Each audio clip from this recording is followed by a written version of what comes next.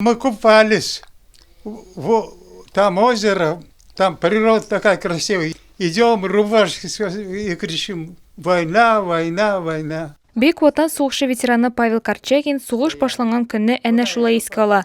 Ул мәктәптә укыган була, химия укытучысы дәресләренең берсендә ничек кенә сугышырга туры килмәсен дигәне булган. И вот химик говорит, а он как раз первый империалистическую войну участник был.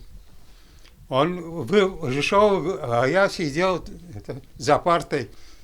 Он пришел, да, ребят, как бы вам не пришлось, война затянулась, и пришлось. 1943 елның гыйнварында фронтка алынганда аңа 18 яши дә тулмаган була. Артиллерия укыту полкына билгелиләр. 1944 елның июнендә ул Багратион кодлы операциядә катнаша. 2 ай эчендә бөтен Белоруссия азат ителә. Павел Семенович куркынычмы дигән сорауга былай дип җавап бирде.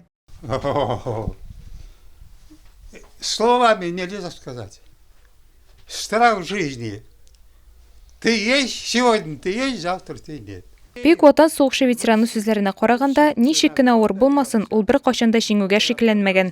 Я верил в то, что как не тяжело, но мы победу одержим. Победа будет за нами. Хәзер дә шулай уйлый, яңалыкларны күзәтеп тора һәм Россиянең җиңүенә ышана. 97 яшьлек ветеран бүген үзе генә яши, әмма аның яраткан аккордеоны бар. 1944 елда яралангач, соңрак уйнарга өйрәнгән. Хәрби хезмәт өчен Павел Корчагин батырлык өчен медале, Бейік Отан сугышы ордены һәм юбилей медальләре белән бүләкләнгән. Бүген ветеран түземсезлек белән иң мөһим бәйрәм 9 май җиңү көнен көтә.